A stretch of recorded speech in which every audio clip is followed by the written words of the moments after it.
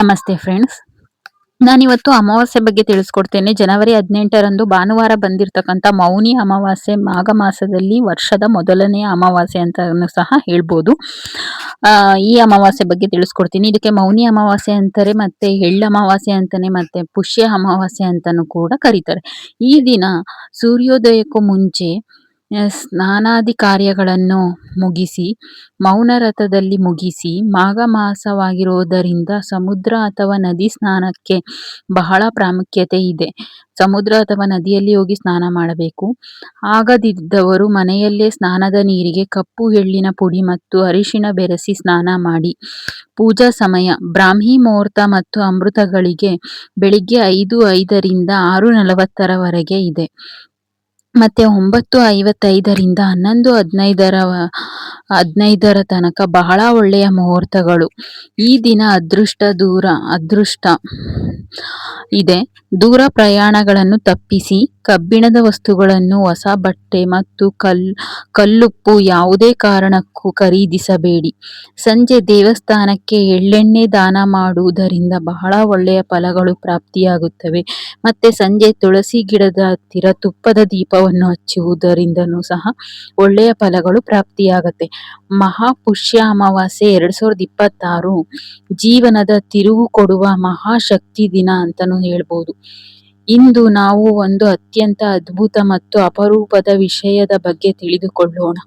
ಸಾಮಾನ್ಯವಾಗಿ ಪ್ರತಿ ತಿಂಗಳು ಅಮಾವಾಸ್ಯೆ ಬರುತ್ತದೆ ಅಲ್ವಾ? ಆದ್ರೆ ಈ ಅಮಾವಾಸ್ಯೆ ಸಾಮಾನ್ಯವಲ್ಲ. ಇದು ಮಹಾಶಕ್ತಿಯ ಅಮಾವಾಸ್ಯೆ. ಈ ದಿನಕ್ಕೆ ಇರುವ ವಿಶೇಷತೆ ಏನು ಗೊತ್ತಾ? ಭಾನುವಾರ ಪ್ಲಸ್ ಅಮಾವಾಸ್ಯೆ, ಪುಷ್ಯ ಮಾಸ ಪ್ಲಸ್ ಉತ್ತರಾಷಾಢ ನಕ್ಷತ್ರ, 4 ಮಹಾಶಕ್ತಿಗಳು ಒಂದೇ ದಿನ ಸೇರಿವೆ. ಅದಕ್ಕೆ ಇದನ್ನು ಮಹಾಪುಷ್ಯ ಅಮಾವಾಸ್ಯೆ ಅಂತ ಕರೆಯುತ್ತಾರೆ.